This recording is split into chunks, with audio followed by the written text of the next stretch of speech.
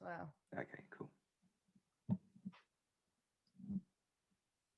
Hello. Hello. Hello, ladies. How are you? With Rachel and I today. David, what time is it with you? Because you're in Aussie. Yeah, it's 4:35 Sunday afternoon right now. Wow, that's so much later, isn't it? Gosh. It's Yeah, fascinating. 7 hours.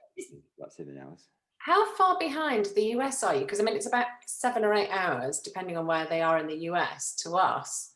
So is it? It's probably almost nearly 24 hours, is it, or 18?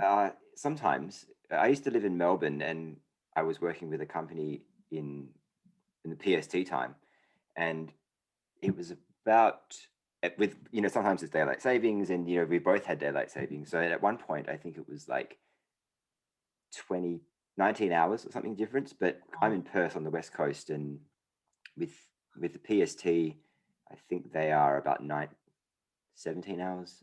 No, Yeah. 16 hours behind, I think. So yeah, but I look at it the other way because they're sleeping now. So I look at it like they're 9 hours ahead. Yes. It's easier that way. That's a good idea. Yeah, no, absolutely. And then it's not too different. So thank you so much. And really such a pleasure to see you, because we saw a little video of you on Janine's show, because you sent her a happy birthday message. That was so lovely. Really. Yeah, I really wish I could have been there. Thank you for the invite, and thanks for playing it, because it was a good session. I mean, a good video you guys did, and everybody brought their balloons and their message. It was really, really touching. Yeah, wasn't it? And some awesome questions asked, actually. They really were. Yeah. Yeah. I think it was really good. And for me, it sort of pulls in something I wanted to talk about today, actually. We've got so much to talk about today. But before we get into that, can you tell us a bit about yourself for our listeners, David? Because a lot of people have seen you with Janine, but don't necessarily know much about you as a person. So how did you get into this journey? Yeah, good question. So I think it all kind of started when my dad got me into 9/11 a long time ago, probably 2010-ish, maybe 2009, around that time.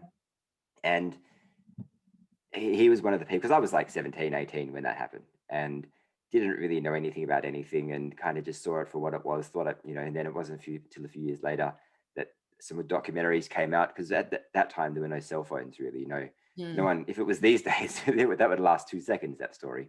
But it got a lot of people, kind of fooled for quite a while.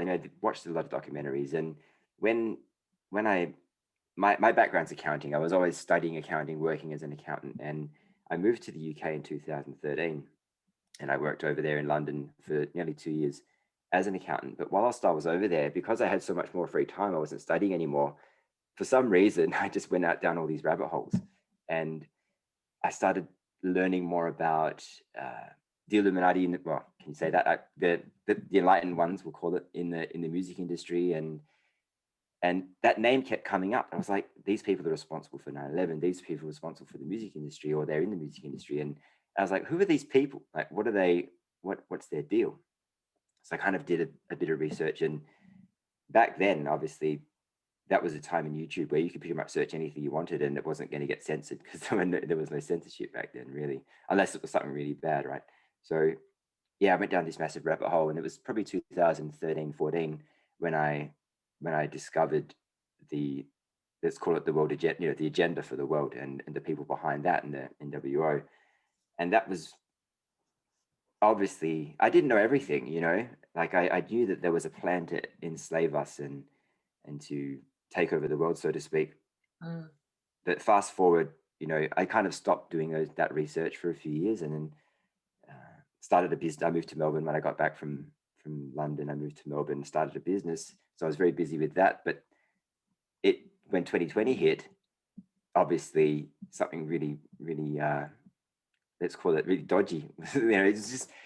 It was like 2019, the end of 2019, when things were happening overseas in China and stuff. And you didn't think too much of it, because I hadn't come to your country yet, right?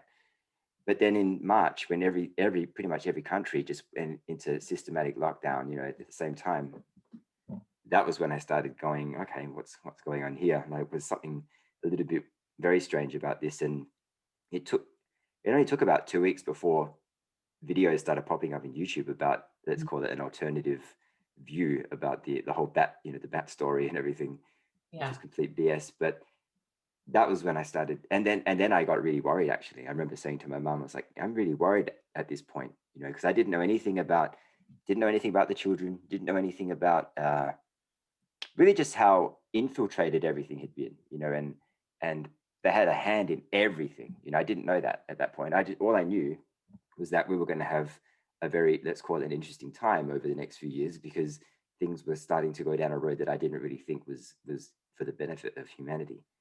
And I started paying attention. I was paying attention to this guy who's in the financial field. He's an investor and he's on YouTube, and he was talking about, because obviously, as you know, they control a lot of things through the financial system, and that they keep us enslaved in debt, and they use that to their advantage and all that stuff. And he was talking about what's supposed to be coming down the pipeline, and it was all getting very negative for me. I was like, this is I don't want to listen to this. I started tuning into Dave Wilcock for some reason. I discovered him a few years before, but for some reason he was doing a lot of like 4-hour, 5-hour videos. If you remember last year, about this time last year. Yeah, I was watching a lot of those as well. Yeah, and that was when I first heard about the Alliance, and I was like, okay, this is a lot more. This is something that I could actually consume. That's way more positive than what the other guy was saying. But then everything just started coming out, like Out of Shadows, the documentary, and the Janet Osbard series, and that was when I was like, okay, this is crazy. And they just went down this crazy rabbit hole, and I haven't stopped, ever since then. And it's, it has its moments, doesn't it? This is really heavy stuff, and you got to protect yourself. And I watched, that 5-hour documentary thing that just came out recently. I was really depressed after watching that for 2 or 3 days, and everybody I know was really depressed too. And somebody thought that they had a spell on it, so I asked Janine to look at that in the last video I did with her, and it didn't have a spell on it. But it was, I don't know what the reason was that everybody was so depressed, and because I already kind of knew most of that stuff anyway, and I wasn't surprised at it all. But there was something in there, and so here we are, and we were in a lockdown in February, and my city actually was, let's call it, kind of in the clear, if you know what I mean. Like, I know London has been crazy, and most of the UK, I have a friend in Scotland and some friends in London, and Melbourne, Victoria, that was probably our equivalent of London over here. They had like 3 or 4 months of lockdowns or something, like non-stop, really bad ones too, like curfew and loads of, what's it called? Protesting was made illegal there, so you couldn't protest. Like, once all the BLM protests were out of the way, then they made protesting illegal. Exactly. Yeah. And and so we got thrown into a 5-day lockdown in February, and that was when I started to get into. I was kind of like, should I be doing, when you're on that kind of, you're just trying to decide, should I do something about this? Should I, do I really want to go through this period of time, which is arguably the most important period in our life, well, in our lives, absolutely the most important period, but in humanity's existence, thus far, do I want to actually go through that period and just be a bystander, and the answer was no. So I got Janine on, and that was, obviously out of my comfort zone. It was a bit kind of, I was a bit scared about putting that video out at first, and then doing more videos with her and asking about certain people and things. And so ever since then, I just haven't stopped putting out videos, and I've been having different people on, and it's been a really interesting journey. So I already had a channel before that, but I wasn't really doing a lot with it. I was releasing a few videos here and there. I was doing a video a week for a while, but then last year I had a bunch of things, when you put out stuff, and I was putting stuff out on Facebook, and then people were just reacting really badly, getting triggered by this information. And it put me in a place where I was obviously consciously aware of, like, if I put out this kind of information, then I have to have an anxiety attack when I go into Facebook every time. So I kind of stopped doing it, but you kind of have to put put yourself aside, and just do what you think is right. And it's not, you can't really worry about ego or your own. I don't want to say you don't want to worry about your own well-being. You have to worry about your own well-being, but at the same time, you have to be, not fearful. Mm. Yeah. Yes, a baseball bat. Yeah, I'd so agree with all of that. I mean, it's so interesting, isn't it, how people get into it? And Rachel and I have some amazing conversations sort of offline.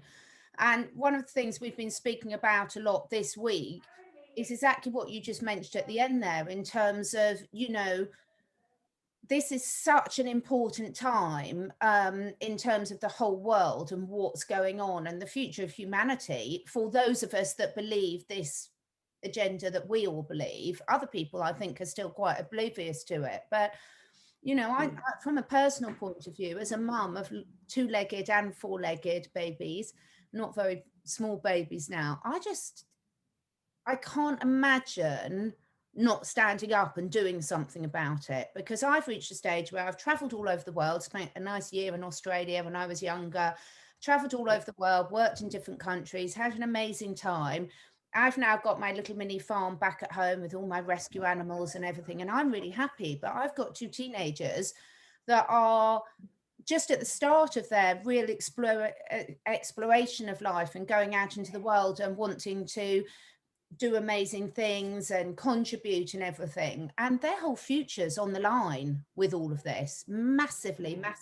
And I was pregnant with my daughter on a course, and I can so remember the day because I was on a course with one of my best friends, Steve, and they called us all out of the course and put the TV on showing us 9/11. And I can remember at the time I was very heavily pregnant, just about to give birth to my daughter, and just thinking, that is just impossible. That's just not true. Now, I didn't know any more than that at that, because nothing was coming out. The whole line was just, this is true. And virtually everyone I know, apart from the people that I was speaking to in this community, virtually everyone I know still believes that 9/11 was as they showed on the TV.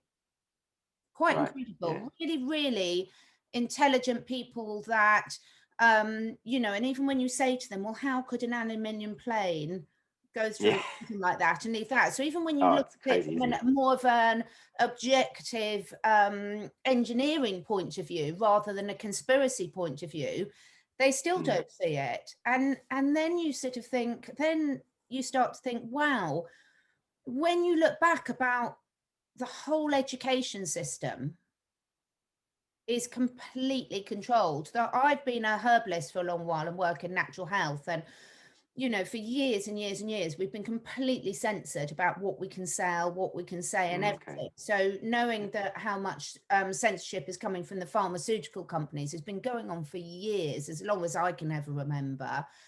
But there's been a real ramp up in the censorship over the last year and a half, hasn't there? Massively so. Yeah.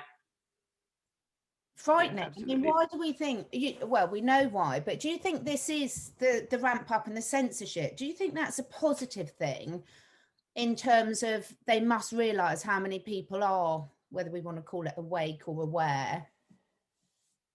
Yeah, it's a good question, because you see it on, I watched this mini, I was watching a Flat Earth documentary, and basically their way of ridiculing things, or maybe not so much ridiculing, but also to debunk whatever it is that's coming out on social media, whether that be YouTube or Instagram, Facebook, and things like that, is just to put a little note down the bottom where it says something about the Jabberwocky, or something about the flat earth is an archaic theory, blah, blah, blah, or something like that. So there's all of these little fact check things, and that's their way of debunking things. And disinformation. Yeah. So I think you can probably bet your bottom dollar that anytime you see one of those, the post that you're viewing is probably quite likely true. Yeah. And so is it a good thing? Yes, until they actually take the post down, I think. Because if you're aware, you know what I mean? If you're aware of what it is, then sure. But if you're not, then you can just see that little thing and go, okay, well, this post is not true then, right? But I don't think there's anything about the censorship that's good. I mean, I'm a biologist, and all my biologist friends think I'm a complete nut, even though they're quite happy to come to me when one of their children or animals are ill. and then they're prepared to listen. But most of the time, you know, as soon as you mention anyone like David Icke or any of the alternative narratives, and even something so simple. So most of my friends that I was at university with work in the pharmaceutical industry, and I find this absolutely fascinating. And they still will not enter into a discussion. They just will not enter into it about the PCR test. It's just bizarre. And they're all very high up in various pharmaceutical companies. But that is a certain type of cognitive dissonance where you won't even, they call themselves scientists, but they won't even enter into discussion on it. Whilst for me, having been a scientist all my life, the whole point about science is you're constantly challenging every hypothesis and you're constantly looking at, is this true or is it not true? You don't learn something and then believe that for the rest of your life. That's not science. No, I completely agree. And it's the, if anything is being kind of taken for a ride right now, it's the science behind everything that's going on. You know, with the tests, with the different measures that they're putting in place to, you know, supposedly stop this thing. You know, none of it makes sense, right? So how could it should be uniform, right? But it's all these different crazy rules. So you started, I suppose, waking up with your father talking about the 9/11 side of things, and I think kinda, yeah, I guess so, but it wasn't until March last year. Yeah, I had a spiritual awakening in like 2017, 18-ish, kind of realized that it happened in 2019. So I was a lot more awake then. I think there's a big difference between being awake and aware. So you can be awake. I think sometimes they go hand in hand. Yeah, as an example, one of the posts I put out last year when the government decided that the Jabberwocky would be mandatory, and then they backtracked a few days later, I put a post out about it, and it was no real surprise that everybody I knew prior to my last 5-year journey was on one side of the scale, and everybody I'd met ever since then was on the side that I was now on. You know, so it's not a surprise. But you know, you can be aware about what's going on, but doesn't necessarily mean that you're awake. But I think that there is an element of being awake, you know, in being aware as well. Yeah. No, absolutely. And Catherine, you know, I suppose from the herbal side, so because Catherine had her own naturally animal shop that I used to purchase lots and lots for my horse. But Catherine and I met because I rescued a horse who was being treated by a vet. And I think the final straw came because this vet was feeding him steroids, and he was just getting worse and worse, and his immune system was being whacked by this stuff. And then she said, because he basically had a cough, it wasn't anything major, you know, it wasn't about to die or anything, and I had to change all his stable and all this, that, and the other, and then she said, you need to give him an inhaler. And I said, a racehorse, because he'd done the Melbourne Cup, actually. He'd just come back from Australia. He'd done the Melbourne Cup. And I said, are you trying to kill me or something? I said, giving a racehorse an inhaler. I said, can you imagine what's going to happen, like, in his face? Anyway, so I thought, this is the last straw. I've got to find some other way in order to sort this out. And someone suggested Catherine as an alternative, and she did all this amazing natural stuff. So Catherine came out for a consult, and we spent the day, I can't remember how long, it was most of the day, I'm sure, feeding him hawthorn and oils. And Catherine did the most amazing thing. She took him into the stable and took a picture of his eye, which is all the iridology, essentially, I suppose, a bit like the reflexology, where your whole body is mapped out in different areas of your body. But so we did the iridology with him, and I learned so much in that one day. Absolutely incredible. And so that's where I started learning about the veterinary industry. And then a few years later, I was quite ill and ended up eating similar food to my horse. cured my whole body. I mean, I had all sorts of health issues because I'd had my appendix out when I was younger and then had an infection afterwards and blah, blah, you know, so things kind of amounted. And I thought I was healthy. Literally didn't realize at all much about health whatsoever. So I started this cleanse. I phoned up Catherine. I said, you know, I'm in a really bad state. She said, I've just found this amazing company. And so so I did a cleanse, but I was really ill through it all. And basically, I think within a month, fixed my body. And I could not believe the difference. Everything. I had ulcers and bleeding in my stomach and yeah, and then awful, I suppose, from a female perspective, periods and all the rest of it.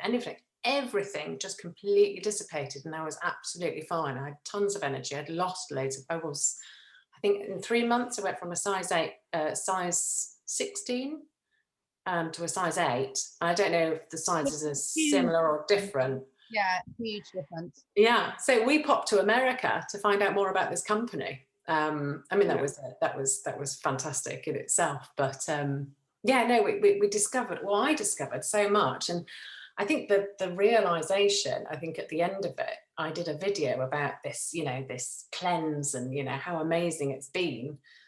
Thinking that loads of people would want to get in contact and find out more about it, and it never went anywhere. So many people saw it on my Facebook. I was blown away. Like, people do not want to change. They don't want to make anything better until they have pain, you know, and then they have to get out of it. So that was a wake-up call. But the health industry and learning what Catherine could actually physically say on her website, you know, you can't say anything cures anything, even though pharmaceuticals foundation is all natural, you know, and then they add all their crap all over it. But it was fascinating, and that's where I started learning that, you know, this industry, especially the pharmaceutical, the veterinary, I didn't understand about education. I didn't understand about I suppose all the trafficking and everything that's happening or been happening for, I suppose, since the beginning of time, really. But that there's, you know, and everything that is natural and works and, you know, is part of nature is woo-woo. Yeah, so weird, isn't it? It's backwards, this backwards society that we live in. Completely. But yeah, I mean, I think, you know, there are so many different ways to look at everything. And, you know, people have their own experiences of the way that we wake up. And I think with this situation, I started really learning more because I was camping in the middle of March last year in Wales. And I'd gone to climb Tiffin, which is near Snowdonia. And the next day, literally, all the paths, all the mountains were shut. You weren't allowed to go for a walk. And I just thought, that is ridiculous, utterly ridiculous. There's some fallacy here because this is crap. Yeah. So that was, and then I saw all sorts of crazy videos about China and all the rest of it. So I just thought, oh my goodness. And that was the start of it, really. But then you go down so many rabbit holes. I mean, there literally are so many rabbit holes. Yep, there are, but they're all connected in some way as well. And that's the interesting thing, isn't it? Do you find it interesting, both of you? Because one of the things, so all of us being into sort of natural health and everything, and anyone who's spiritual understands that everyone and everything in the universe is connected. And the way, I'm just going to call it the dark side, to not use any trigger words, as you just said there, David, hit the nail on the head. Now we're realizing all of their stuff is connected. And the whole thing about the way they work is this inversion. They turn everything upside down. But isn't it interesting, on the good side, the spirituality, we realize that everything is connected in a good way. And they are using that connection in a dark energy way. It's true. Fascinating when you see, because when I started looking into it, I mean, I am so ignorant. My son's studying politics and economics. I know nothing about politics at all. I never have, because I've never believed a word that any of them say. So I've never followed them.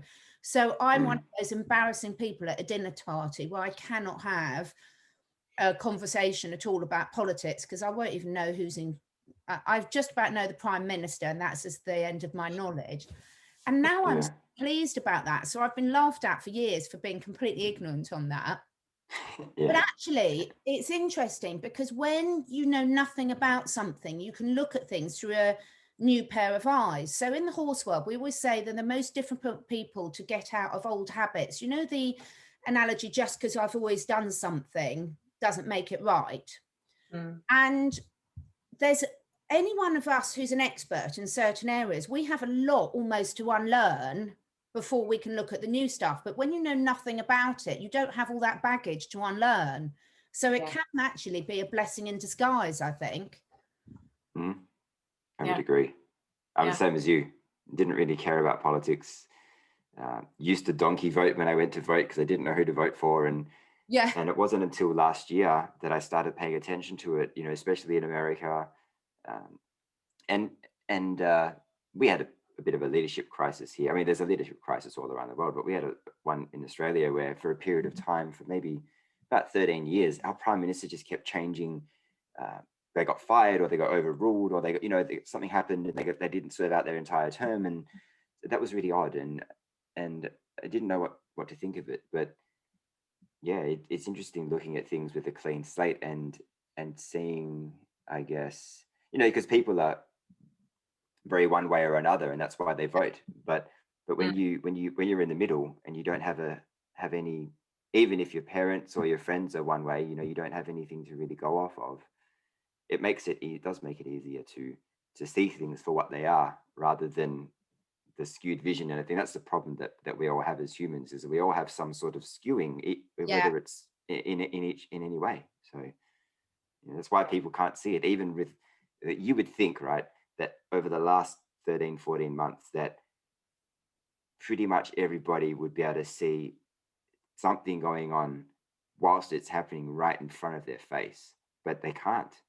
And I think one of the biggest reasons for that is also just the media, because people like us and other people in this community, we may not watch the media, we might, but even if we do, we still got a lot of other sources. You know, we're seeing two sides of the story instead of just one side, and you can, and most people aren't seeing that. So it doesn't, it's on one hand, it surprises me that people aren't seeing things going on as they're happening, but on the other hand, they're just not seeing it because they're not being shown it by the you know, by the media sources. So it's a bit like reading a book though, isn't it? Every time you read a book, you read something different in it because something else aligns. So it's I suppose where you're at that one point as to what you understand from it. But yeah, I remember showing my mum the video of it was one of the politicians in the UK, and he basically blatantly said not many people or which will have, I think it was like 15% deaths from the Jabberwocky.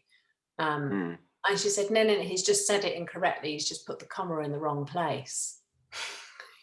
She was already making it straight away. I was just, you know, I just walked away. I just thought, she just will never accept it. Yeah, what's funny is I saw Boris Johnson say something about it, and it's happening a lot. Like it happened here with one of the people over east, and it's happened even on TV and stuff, where people will say something like, I'm sure you guys saw that video with the newsreader saying he said euthanized instead of immunized. Yeah, kind of similar to that, but they didn't correct themselves. They just put a word in there, and you're wondering like, why did they say that? It's like, you know. And is it? Did you see the one, David, where they said sterilised as well? One of the scientists said only a amount of people will be sterilised by this, and it's just like Rachel said. When Rachel and I were like, look at this, and then we showed them to other people, and just, well, that's just a silly mistake. Don't read too much into it. And that's you're the thing, isn't it? It's a bit like when you're drunk, as Rachel and I know. you know, the truth comes out, doesn't it? You know, sometimes the truth comes out. It's so fascinating. I mean, I come from a family where when we grew up, I think we should have been Italian, not British, because we're not typically British, where we had passionate conversations about things and we debated things. And that's how, when I grew up, we used to learn a lot, where you could have, even at school, you could have different sides and different opinions having a really good discussion about things. And I don't think there's ever one of those that you come out of where you haven't learned something constructive. So I did a video this week with one of my friends, Jonathan Marshall, and we were talking about animals and using them as working animals. And we've got quite different views on that. Neither of us are right or wrong. We're just different sides of the spectrum on that. But I came out learning so much about that, and I'm sure he did. And then people watch it and they say, oh, well, that's a bit, oh, you nearly got into an argument then. And we didn't feel we got into an argument. We were just having a really excitable conversation about things. But what I notice in my children's schooling, so one of my children's 21 and one's 19, they have no debates. They've never grown up with any debates. Obviously in our house they have, but not at school. And I think that whole, when you look at mainstream media of any sort, whether it's in the papers or things, you're not allowed to have a debate. There's so many jab experts that have wanted to go on TV and have a serious debate with the scientists. And you say, look, you say yours, because I am 100% for informed choice. Okay, I really am. But people can't have informed choice if they only ever hear one side of the argument. Absolutely. Yeah. What's it like in Australia, David? I mean, do you have many on any of your media? Do you have any good old-fashioned debates where you've got people from different sides? I don't really watch it.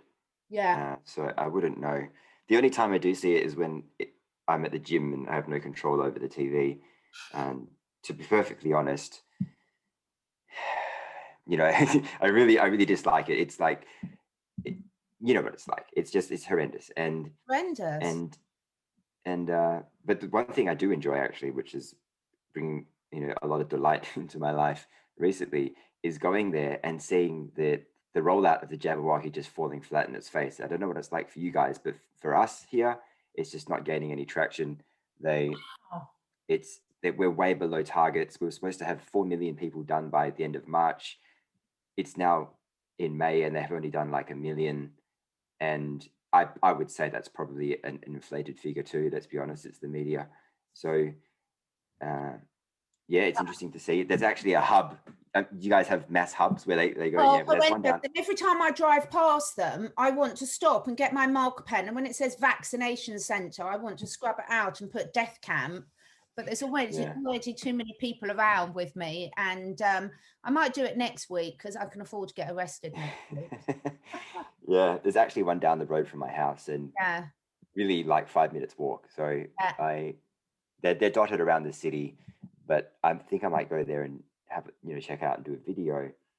But it's really crazy because, you know, that from what I understand, you know, some of my friends have got it now, and I actually had, it's difficult to see, you know, like what is going on. Like, is it some are placebo, some are really bad, you know, obviously doing some damage.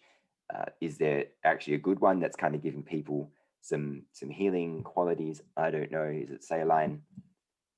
All I know is that, yeah, there are definitely some bad ones. And my cousins, for some reason, like one of my aunties who lives in Singapore, she knows a lot of people that have been really badly affected by this thing.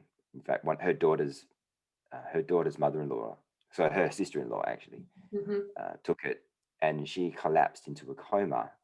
She was in the ICU for 4 days, and then her toes turned blue, and she had to have her leg amputated after this thing. Oh my God! And yeah, and my auntie knows like at least 2 other people that have passed away from this thing. Yeah. So it's pretty nuts. You know, I heard that you guys have had like 30% done or something. Is that way more? More, you reckon? I think you've benefited, Rachel. I'd love your opinion on this, but I think you in Australia have benefited from being behind us in America and Israel in the rollout. But in the UK, if you believe the figures, but unfortunately, this is one set of figures I do believe, because Rachel and I have discussed this a lot. Most adults have had it, and now they're trying to roll it out to children. So I think it's well over 50%. And I would say we have this, we've had loads of discussions on this. So Rachel and I, you know, we're talking about people. How many people know someone who's actually died from CV? And most people don't, or they've been people with really strong comorbidities. But everyone I know knows someone who's died or had serious complications from the Jabberwocky. And I don't think the figures are inflated here, because there's been such a huge push that Rachel and I have had many a tearful conversation about it, where, haven't we, Rachel, where so many people we know have had it for various different reasons. But I listened to a really good interview with my friend Kelly Rivers, who had Judy Mikovich on. And I've spoken to Judy a couple of times. Her brain is just off the scale. And she came out with a point that I think is really brilliant. So a lot of people have been saying, obviously, there's good versions and bad versions, and wondering why Trump's promoting them and things like this. And it's been a mystery to all of us. But she summed it up perfectly to me. She said they all admit, all the companies that are issuing these things believe that they're all openly part of a clinical trial that doesn't end to 2023. And in any clinical trial, you have to have a certain number of placebos. So it makes certain sense that some people are getting a placebo and some people are getting the real thing. And they will know, because they'll be tracking the serial numbers. So only they will know who's getting which. But equally, it could be that they're making it easy by doing certain countries. So certain countries might be getting the placebo lot, because obviously that's a lot easier to administer, sending a whole batch of one than so, and also the admin side of things of working at the results. So where a lot of spiritual people have been saying, you know, some of them aren't as bad, I'm sure some of them aren't, but what a Russian roulette to take with your health, because some of them blatantly are the real ones. And also, so many people, Rachel and I know, isn't it, Rachel, that they've all been saying, well, I've had mine and I'm fine.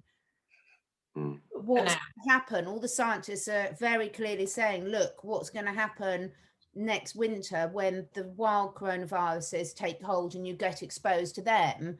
So it's a really, or other things too. Carry on. Or other things, you know, like just some things just lay dormant. Like some doctors are saying that nothing will really happen till about 3 or 4 months. Well, into like years. You know, you may pass away years from now, and then you won't even know. Back. No, they won't link it. But then I don't know if you know much about India, and it would be great to really find out exactly what's happening out there. But on the Indian government website, they stated that they started mass vaccination on the 2nd of November in 2020. So that was before the UK, the US.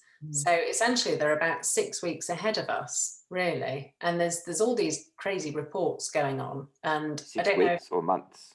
Weeks. So we started ours, David, before yours. We started ours. December, was it December the 30th? It was William Shakespeare was the first lady. I remember that. Yeah.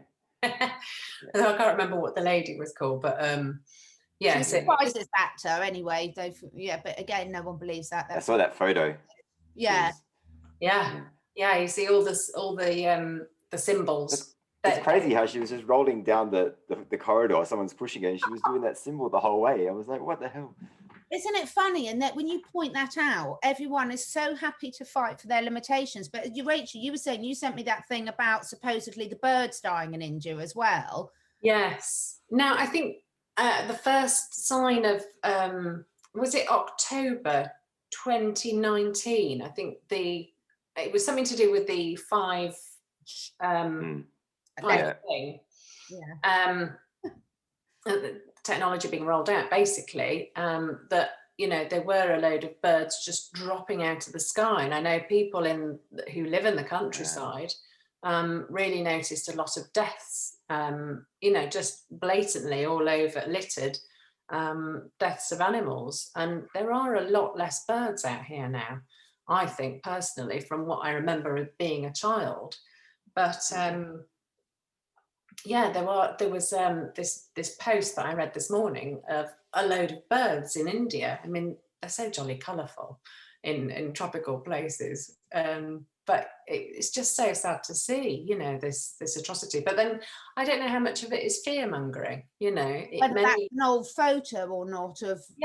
that happens with the pesticide. This is the problem, isn't it? We don't know, because on both sides of the scale, there's so much disinformation, which is really fascinating. And one of the things I wanted to ask you both, because I think this is really key to everyone, is you mentioned, David, about watching that 5-hour program, which I'm about halfway through. And I can't say it made me fearful, but I was intrigued by, one, how wide scale it was, and some of my favorites were on that, but also two, I'm wondering, and I haven't got to the end, so perhaps it might answer when I get to the end of it, because normally I listen to videos when I'm walking the dogs or poo picking the horses or doing all my chores, so I don't watch. But with that one, you have to watch the video, don't you? Because so much of it is visual, you can't just listen to it. And I'm wondering how many of these famous people have actually, because there's almost two, if you take the celebrity side of things, there's almost two categories of celebrities. There's the celebrities that are always in the public eye. And then there's also some really famous ones that very much keep themselves to themselves and never go to the parties and never publicize themselves. Do you think that some of them got into it or got coerced into it, realized what was going on, and then removed themselves from it? I think anything's possible. I also think that with those photos, you know, how, because he was obviously photo evidence of people doing certain things, and Dave Rodriguez said, because he knows some celebrities, he was saying that very often the photographer tells the people what to do. Yes. And sometimes they don't know it. And maybe not so much now, but a long time ago, they would do these things and they didn't know why they were doing it. And those were the only photos that they would publish. So just them doing it doesn't necessarily mean that they're involved. Yeah. But I would say that to reach a certain level of success, it seems to be the case that you need to kind of do something to get there, you know, and it's not just producing a great movie or writing a great book, or, you know what I mean?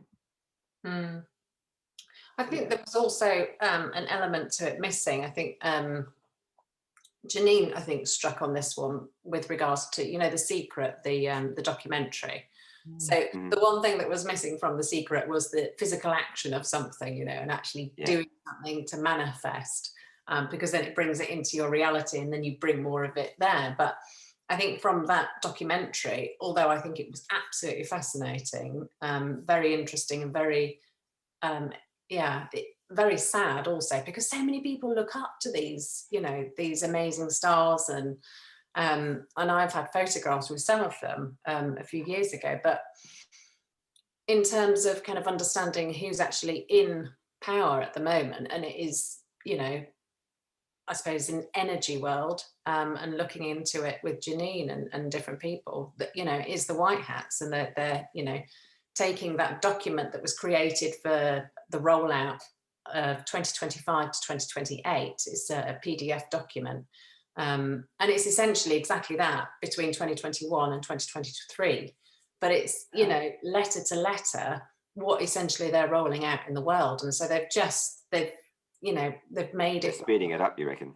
Yeah, they've massively sped it up in order to start really waking up the masses. Because I think if it was done incrementally, as how they, I think, initially planned it, I don't know if we would have had the degree of people actually being awake. So, you know, the atrocities in Germany and their rights, you know, being taken away. I think, I mean, even our country is really quite bad in terms of our rights now.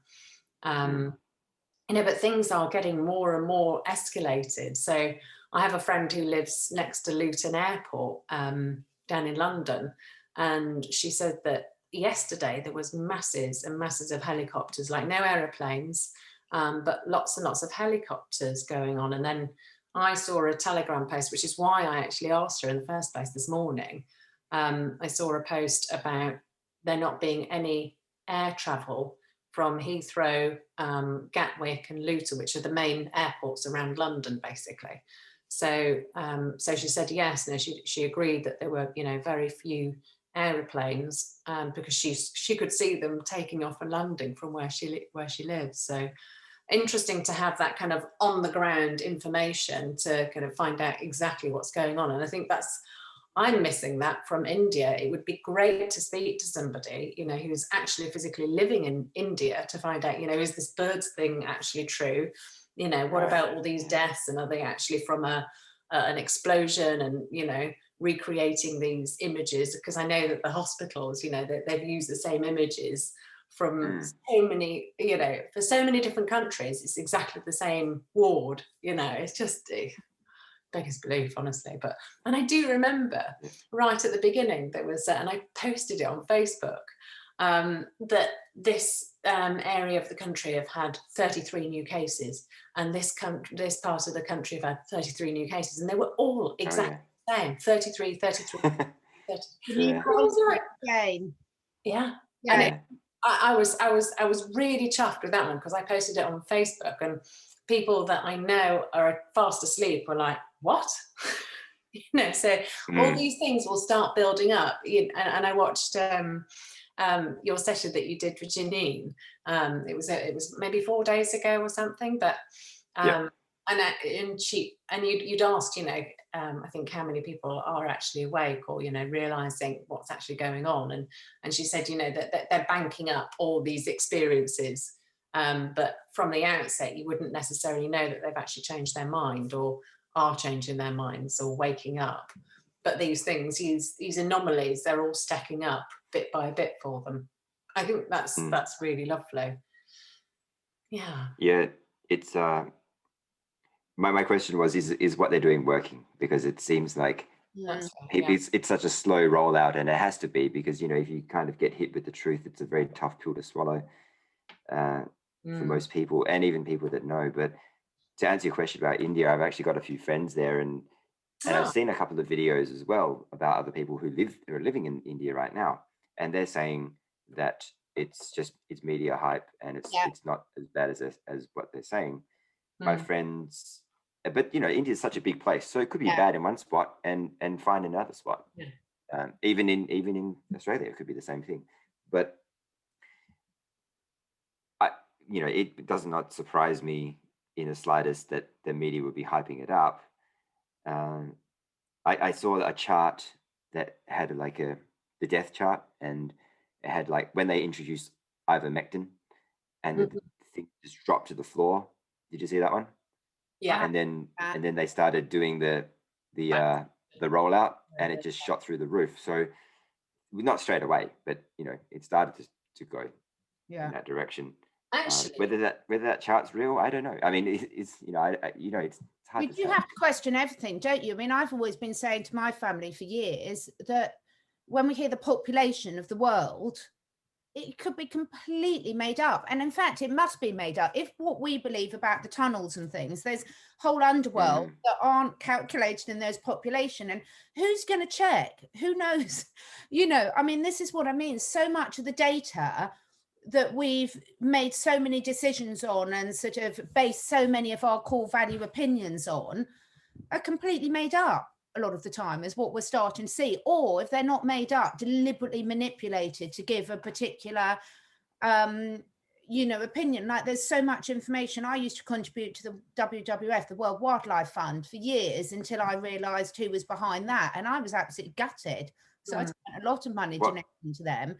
Can you tell me, because I actually donate to them still, and I'd heard something about that, but I wasn't certain. Yeah, so very much with Prince Philip, the royal family. So in one respect, they're doing things, and then they're all going out and shooting all the animals. And there's a lot of evidence to suggest that a lot of their money is used for very nefarious means, and it's cover operation and not actually doing what it's meant to be doing. Like a lot of the other ones. For that, I've been thinking, you know, I mean, honestly, for years, and this is what I mean when you realize all these things, you're just like, oh my goodness, it's crazy, isn't it? And all things. But one question I wanted to ask you, based on what you were both saying then, because I'm a bit like you, David. Whenever I speak to Janine, I'm always like, well, is it working? This, because to me, I go back to what am I seeing with and feeling with my own eyes. So I know for a fact, so we had the Freedom March a couple of weeks ago in London, and we've got another one next week. Now, that was beautifully attended. There were, you know, so many people there, but it's still a very small population when you look at the overall numbers of the UK. What I can say is, when I go out on a day-to-day basis, I am still the only one without a mask. And to me, the mask is a really, I'm a really good, I think that's a really good visual indicator, that thing, of where people are at, but not just where they're at, because you could still be wearing one and not believe it. But this is the next point I wanted to come on to with you guys is, what do you both think about what most people are doing to actually stand up against this? Because I see a lot of my people I know who don't believe the government agenda of what we're being told, but they're not taking a lot of personal action themselves, which frustrates the hell out of me.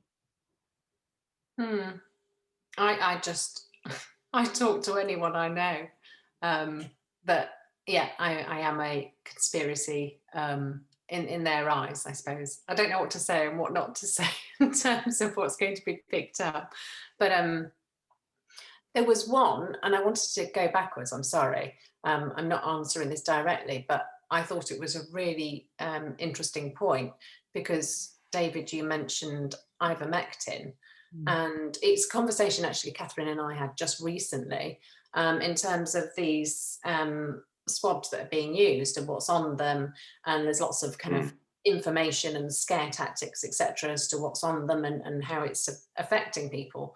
Now, I don't think that there are good things in it, but they did do a test with ivermectin, and it dissolved these structures that it was actually creating.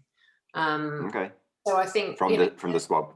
Yeah, exactly. And this is the first instance that I've seen all this kind of, these are the awful results of blah, blah, blah, but this is something to help it, So it's so nice to see both sides of the coin. Yes, it's not good, but this is what we can do about it. Rachel, people get hold of that. So if you in the UK wanted to get hold of that, you wouldn't be able to. Oh, really? HCQ is illegal here. Pardon? HCQ is illegal in Australia. It's been banned. You cannot opt for love or money, because most of the doctors are not compliant. So I tried for ages to get hold of what you just said, the HCQ, and I did manage to get hold of someone, but not through official means. But the ivermectin, you cannot go to your chemist and ask them to give you some, or you can't go. The GPs won't prescribe it. So this is the problem, is yes, you can, and the stuff you get from the animal feeds place is not the same at all. And all the doctors have said, do not take that, because you do not know what's in that and the dosage. Yeah. The animal stuff is nowhere near as tightly controlled. So that would be very risky to take that. So it's all very well people having that. But if you and I wanted to go and get some today in the UK, we wouldn't be able to. Right. And if we got some from some dodgy internet site that we wouldn't really know whether it was that or not. Do you see what I mean? So how practical is that for people? Okay. It's great they've got that, but you couldn't go to your doctor and say, give me some now. Well, let's try. There's a reason. Why don't we try? But I tried with some other issues. As you know, I tried massively, David. One of my children, I was trying to get some jab exemption forms for her. Oh, yeah. Not one, even a few years ago, I could have got doctors in the UK to make a sensible decision on that. Not for love or not for this one. Would any of them do it now. They just won't do it. It's really weird. It's really strange. It's almost as if on the line, they're absolute jobs. They will be struck off if they give one. Yeah, absolutely. Really? Yeah, absolutely.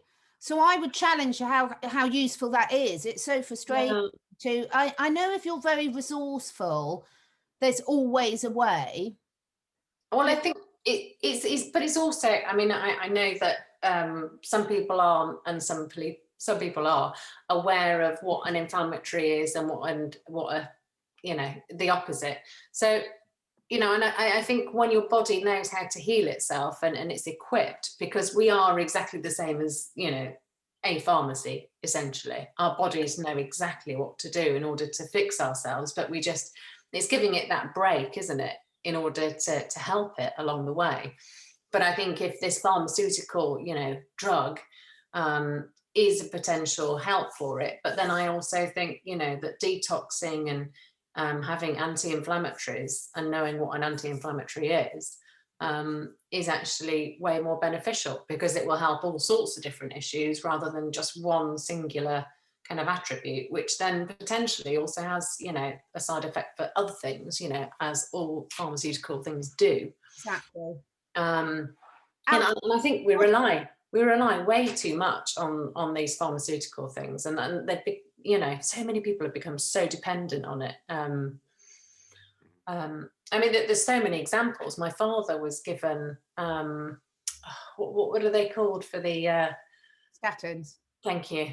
Statins. And for years, he can't feel his feet anymore. He can't feel the front of his leg, you know, all the way up. And then he got quite ill, and he decided to come off these things, and he got worse and worse, but he knew that he just had to come off them. And they told him never to eat any nuts because it's all the wrong fats in these nuts, you know. And there they are pumping him full of all this stuff anyway. So he started eating 100% peanut butter.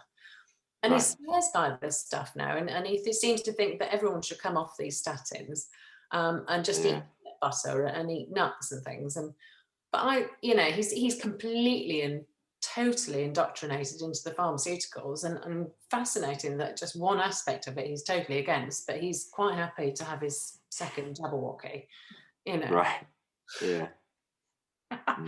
Well, what do you do? But you know, David, in Australia, okay, with your own eyes, are you seeing people becoming more aware and taking action on things? No, to be honest, because we had our mandate, you know, it was about 2 weeks, I think we had it, and I was the only person in the supermarket not wearing one. And the last time we had that, I was the only person, and it felt a bit weird, you know, going in there. The energy's different, you know, when you go to a place where everybody's doing that. Yeah, the energy is so tense, and it's really strange. And so, but this time I didn't feel weird at all. I think, you know, a lot's happened for me in the last 2 months in terms of, I guess, coming into my own power in some ways. So going there without it on didn't feel strange at all, even though everybody else was wearing them. But, you know, we had a funny thing where the premier here announced, like, they announced the restrictions being eased or tightened, whatever. And they announced the easing of it for a day or two. And then we had a few cases, so they tightened them again. And just the day before he made the announcement, I saw a guy who I always see walking his dog, and he wasn't wearing his muzzle. And I was at the park at the gym, you know, that working out in the equipment there, and quite a few people I saw didn't have them on. I was like, this is awesome. Like, people are actually starting to get it now. And then he announced tightening, and people started wearing them again. So it's, I don't know. I don't think so, to be honest.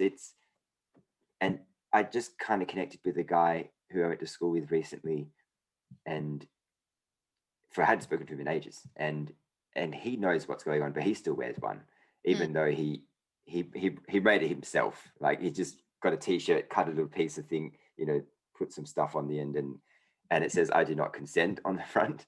But he only wears it when he goes to the gym or when he goes to the shops and stuff. But he knows exactly what's going on. So there's definitely a lot of people that are wearing it for, let's call it, out of courtesy, you know, maybe that, or because some people also wear them because they don't want to give older people kind of a heart attack, you know what I mean? Like, people that are really indoctrinated will see you not wearing it and think that you're putting their health in danger too. So I challenge you on that. Sorry to interrupt. I am going to challenge you. I think we make this stuff up. I really think we make this stuff up in our own heads, because for me, I think most of the problem we're in where we are now, on the whole scale of all of it, is all those people who know there's something up but wear their muzzles anyway. I agree. Because every single time, I have never ever worn I have. I've worn a mask on 2 occasions. Muzzle. Once when my dad was in a hospice and they wouldn't let me in to see him, and he was dying, so I just had to. And the second time was when a vet came to treat a really ill animal that I had, and they wouldn't treat them unless I wore one. So I had a real go at the vet, because we were outside in the open air. I mean, there was absolutely no risk anyway. But equally, I couldn't not have my animal treated. But most of the rest of the time, I've never had any of the old people say anything to me at all. Neither have I. Looked shocked. And I think I wonder whether, you know, how there's this argument, I'm not very good at expressing it, but where we put ourselves in our own box of restrictions. So much of our lives, it's coming from here, our head, that we have this own self-talk where we put ourselves in restrictions. But I honestly believe if more people like your friends didn't do it, my husband's a classic example, didn't believe in them at all, but did it just because it was easier, but didn't want to cause a fuss, because that's very much his personality. And we went on a plane to Scotland, and I basically said, I'm not getting on this plane with you if you put that on, because if you believe it works, then I haven't got a problem. You're entitled to your own belief. But because you don't believe it works, but you're just doing it for an early life, you know, grow a pair of balls, you are not getting on that plane with me. And he's never been one's friend. So sometimes I think a bit of tough love. I just think, I mean, Rachel, you know, we've had a difficult conversation this morning, but I'm a strong believer in tough love. As a parent, sometimes you have to do the best for your children by being strict with them. With my dogs, if they're about to run across a road and get run over, then I might have to shout at them to stop them. Whereas I wouldn't normally shout at my dogs. So do you see what I mean? I wonder whether this namby-pamby society we've got now, where we're so afraid of offending people, which of course this has been part of the agenda, is why this isn't all stopping quicker. What do you reckon? True, absolutely true. You know, it's such a simple thing to do, just to go outside without it on, but it's a very difficult thing for people to do, because it's like either they don't know and they just wear it, even if they don't like it. You know, maybe they think it helps, maybe they don't, but they wear it because it's easy, and they don't want to piss people off, or, you know, go against the government's rules or whatever, or they know what's going on and they still wear it because it's just it is, you put yourself in a box, and it comes from fear. And but eventually you do kind of have to grow a set of balls. And it's interesting, like you hear all these stories about, you know, big guys in the gym with their muzzle on and stuff, or nappy. You know, yeah, with the nappy on their face, and it's true though, isn't it? I mean, a good question that I've seen a couple of people ask on social media is, where are all the men? Like, where'd they go? Where the hell did they go? Because where are the people standing up for your freedoms and your rights now? Yeah, everybody's doing this, everyone's complying, and it doesn't mean that you have to be violent about it. You just don't do it, you know. I think you just simply don't do it. On a different note, actually, because my partner, he still wears, he has this kind of, I suppose, like a little neck scarf thing, and he just pulls it over his face, and it's kind of like, I don't know, army style kind of camouflage stuff. And I hate it. I hate the fact that he does it. But he's been, you know, off the radar for many years. And I suppose so he wouldn't ever go onto social media. He finally decided to go on Telegram, but then got so bombarded, he just came off it. He's never been on Facebook. You know, he has no physical address. So he doesn't, you know, he's stayed away from this whole thing, and the government and all their shenanigans for so long, that I think he just doesn't want to stand out. And he seems to think that people don't ask me why I haven't got one, because he's got one on. So there must be something wrong with me, you know, rather than the fact that I just don't believe. Yeah. But that's his personal opinion, and he just goes in wearing it, and I just think, you foolish. Honestly, and I'm not saying I'm right. By the way, when I say these things, yeah, I absolutely am not meaning that I think I'm right. I'm just saying my opinion. But I 100%, in my own personal opinion, from what I've observed, believe this is a part of the problem, because I went to pick my daughter up from Heathrow Airport on Wednesday, and there's signs everywhere saying you are not allowed in without one. And my husband and I just walked in. There were security guards everywhere. And because there was just no way we were wearing one. Not one single security guard or anyone questioned us. We just walked straight past all the police, all the security guards, all everything. Now, I know other people haven't been that lucky, because I've seen some horrific for sure, people on trains and things. But personally, I'm just speaking from my own personal experience. I've done it in airports. I've done it on a plane. Okay, it wasn't an international. It was just from the UK to Scotland. So I didn't have to get on a plane to America, which would have probably been a very different issue. But I just think even domestically here, they still have to do it. yeah, but we just didn't. And I don't in Gatwick, I had to really cause a fuss to do it. But in Scotland, they were absolutely brilliant, and they knew, and they agreed, and they were like, well, Okay. you know, so it was amazing, the attitude. But Wow. it was uncomfortable, but it would be more uncomfortable for me not to, because for me, like my mother's got COPD and she wears one because she doesn't want to cause a fuss. And I know every time she's putting that on, she's putting literally her life in danger because of it. And every time she sees someone without one, she's now really questioning whether she is going to be brave enough and take that step herself. So I think it's a brave thing to do. It is a brave thing to do. So it is interesting because I mean, I'm wondering whether again it's a mindset, because for me personally, I've never considered it brave at all. I'm not a particularly rebellious person, you know. I loved school, Me either. I loved education, you know. So Yeah. I was quite a goody two shoes at school because I actually was one of the weird children that really enjoyed it. Whereas my twin sister is complete opposite and has always been the rebel of the family and everything. But I for this, it's just a no-brainer to me. I don't feel brave at all doing it. It's just so Never do far I. back. Just like if I see someone abusing an animal, I don't care how uncomfortable it is, I will say something.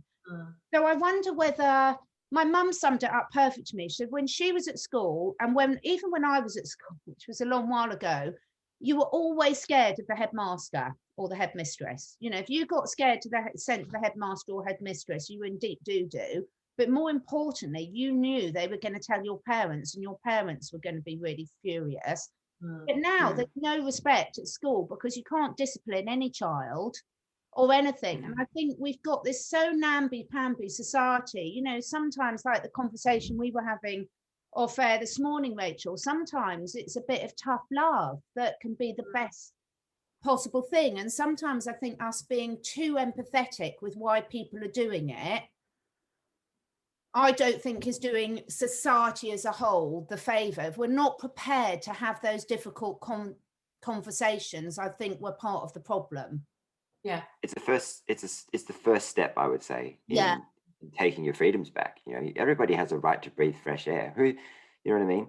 It shouldn't even be an issue, you know. And clearly there are so many different things, like people wear them and I can't even breathe when I wear it, or you know, different things.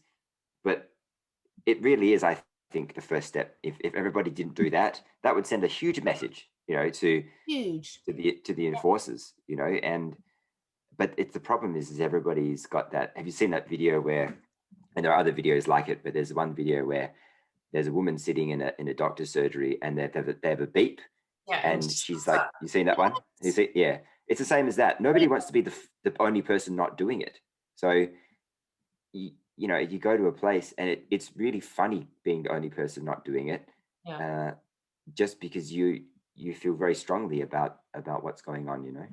Absolutely. It's not evolution as well. We are herd animals, aren't you? And it's inbred in us, just like really I mean, I know we're predators, so we're not like a herd of deer or horses, we're sort of in between, but you know, in nature, that's how you survive, is sort of listening to your elders, isn't it, or the more experienced members of the tribe to warn you of dangers. So it's so cleverly done. I think the thing over here that's really shocked me so much is this get out of jail free card, where as soon as you say you're doing it for someone else, not yourself. Yeah.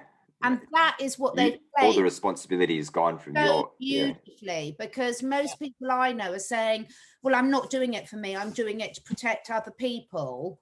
And then as soon as you said that, you've almost, like, if you argue against it, you look like an evil person, you know, because I would 100% wear one. I absolutely mean it.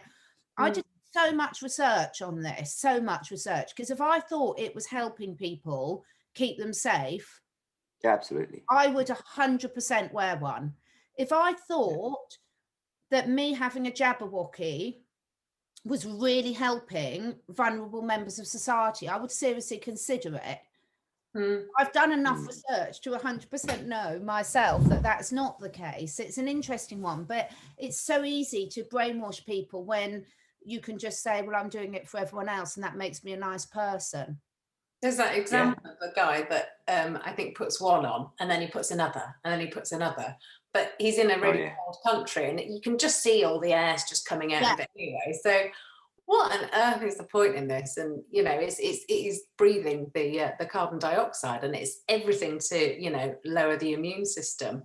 But I just call it a freak show. And so instead of kind of wearing one or getting angry with anybody, I sing and grin at everybody, because I'm also trying to, relax the fact that it is such a freak show and I can't bear it really whilst I'm in there. So it's the only thing I can do in order to cheer me up. But I just sing my heart out basically. But yeah, it is very difficult, isn't it? And Catherine and I had a bit of a, I had a bit of a hard time this morning because I went to, I was letting out the chickens basically and sorting them out. And whilst I was down there, because we've got a natural little stream in one of our fields. So I was picking up loads of watercress that's just grown crazily, randomly. And one of the farmers next door, I asked if he liked watercress. He said, yeah, that he used to get some a few years ago. Anyway, so I thought whilst I was down there, I'd go and pick some watercress for him. And I went round to give it to him. Anyway, he was just getting these bottles ready to go and feed the lambs. So I went to help feed these little lambs, kind of completely going for it on these bottles. And while I was waiting for when he was getting this milk ready, he showed me these cows next to where I was stood, and there was this beautiful bull. I mean, it was huge. Like the thing, he looked so scary, but then when he came closer, he's got these beautiful eyes, and he said that they're being sold basically, this one bull and these cows, and it is sad. It is really sad to kind of know exactly what is actually going to happen to them. And anyway, I then went to feed these lambs and sent Catherine a voicemail because I was so excited to feed these little lambs. And recently I saw them being born as well. So, it's the whole cycle of things. But the whole thing is set up so that, and Catherine just hit me like a nail into a hammer. And she was, so, and I don't know if you want to relay this, I'm getting teary, but, it's the fact that the animals are scared of the fox because the fox, can damage the lambs and all the rest of it, and they need their own food. But at the same time, that their worst enemy is literally the shepherd. The shepherd that sure. then takes them off to be slaughtered, and and then it's supposedly natural for us to eat meat and the adrenochrome stuff inside the in the meat. Sorry. But and do they put that in the meat? Oh, you mean as it's part of it? So my argument has always been, David, that it's come to I don't eat meat. Some of this stuff that's been happening with children recently, and this substance. And I've been going on for years as an animal lover saying, but that's exactly what happens when we send our animals to the slaughter. Yeah, true. It's a completely different argument that if you're a tribe living in wherever you're living and in a natural thing, and you have to kill one animal to sustain yourself, is a very different experience to loading animals onto a truck, taking them to the slaughterhouse. I know they're sentient beings. And Rachel mentioned earlier, one of the things I do with animals, I'm an animal iridologist, and I look into their eyes to pick up health issues. And it's so true when they say the eyes are the window to the soul. Because when you look into anyone's eyes, if you go and do it now with someone with you and you look intensely into someone else's eyes, it's such a overwhelming experience, isn't it? That they're seeing really deep inside of yourself. So what I was saying to Rachel is I said, well, it's all very nice you telling me how cute this is, but what's just about to happen to them. Why don't you do something about it? Because to me, I equate that with what's happening in our human world. We know what's going to happen, but it's easier for us to not do something about it. So I gave Rachel some tough love and made her cry, because I said, well, you're feeding those lambs, and it's the shepherd that sends them off to slaughter. It's not the wolf or the fox that kills them. It's us humans that they've built a personal bond with. And to me, that's the ultimate betrayal. And you've looked and you've told me how beautiful these cows and bulls are. and the farmer said to you he's sending them off, but why don't you talk to him and see if there's another option? Why don't you see if you can help him keep those? You know, how much would he make from doing that, and how much money would we need to be able to give him for him to keep those? Yeah. To slaughter. There's always another way, and for me, I just equate a lot of what I've seen us humans do and take as acceptable over the years with animals as what's happening to us now. And almost and McDonald's, I'm sure you've heard about that. Yeah, human food. Yeah, so it's crazy, isn't it? I mean, just all the, and I know what's the place? Do you think people believe that, David? Do you think people believe that? Because whenever I've said that to like no, of course not. They think it's madness, absolute madness. They would have me put in a mental home if they could, you know? Yeah, my mum said that to me countless times over the last year. You know, but it's true. It's unbelievable. It's unbelievable. Yeah, we would. Yeah, it's unbelievable.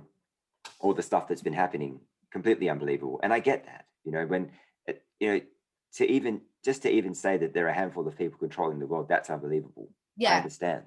Yeah. But it's so much deeper than that. And you know, of course it's crazy. You know, whenever you put forward an idea that challenges somebody's belief system, they're going to think it's crazy, especially on this scale.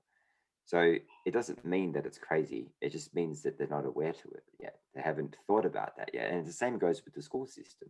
You know, you can look at the school system in so many different ways. You can argue the point that, well, we don't know what kids are going to do when they're older, so let's just teach them all the same thing.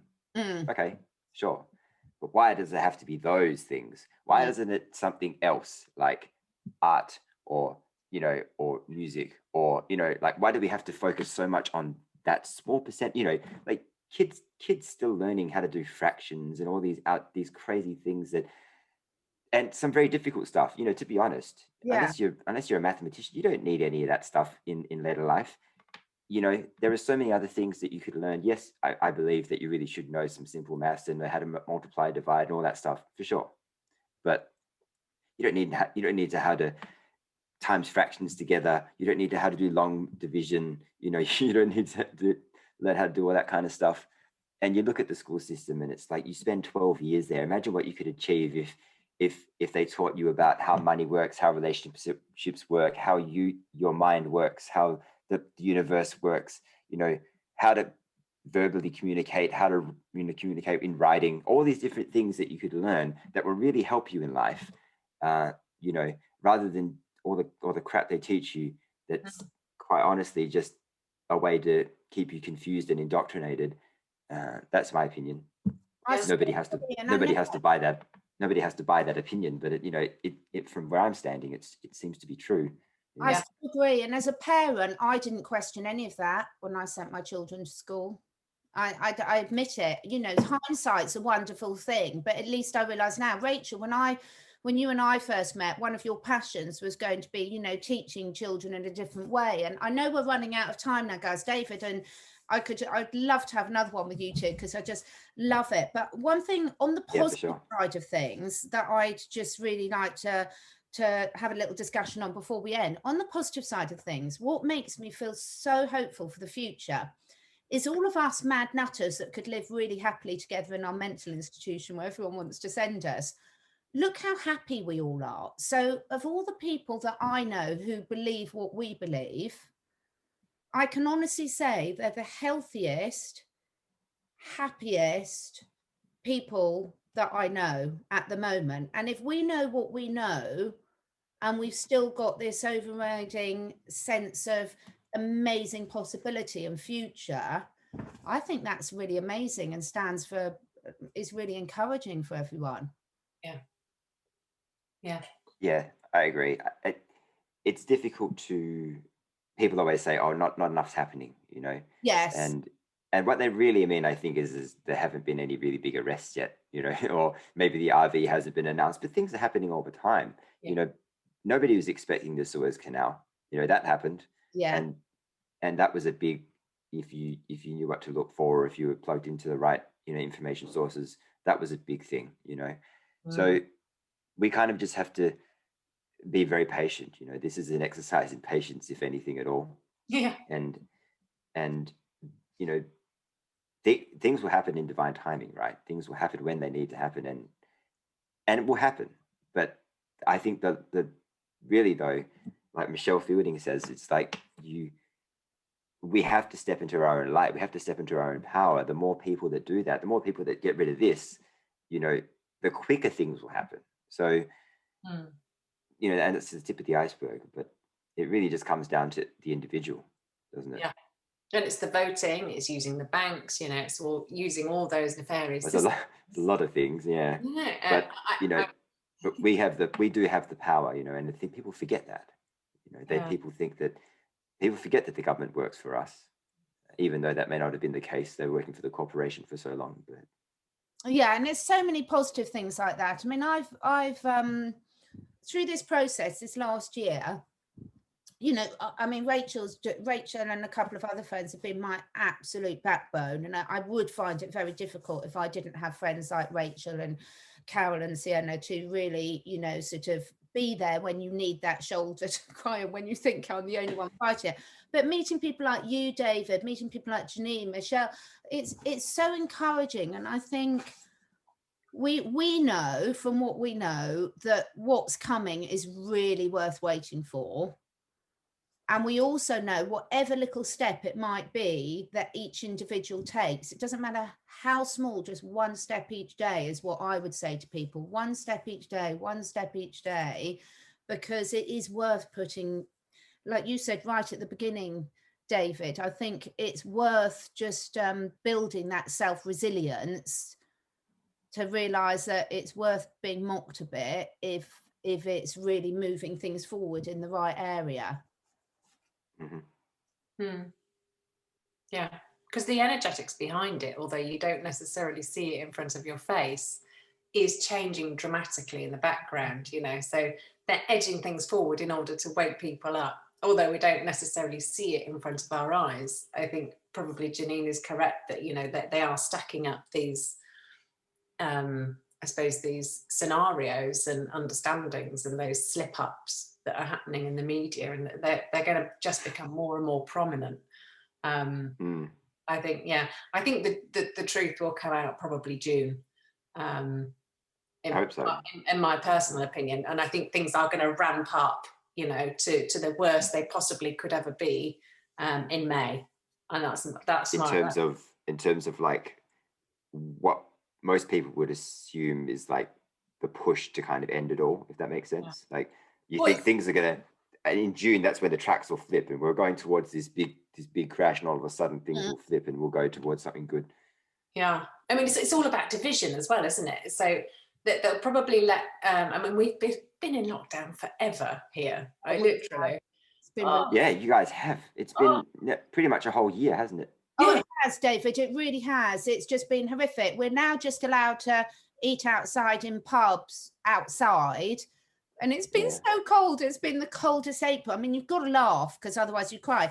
So, you know, the pubs opened up and it's just a way of socializing things. And then we're all eating outside and it's like a comedy show because we're all in our hats and our gloves. And so it's been the coldest April on record. It's hysterical, but we've done it because we're tough and we're Brit.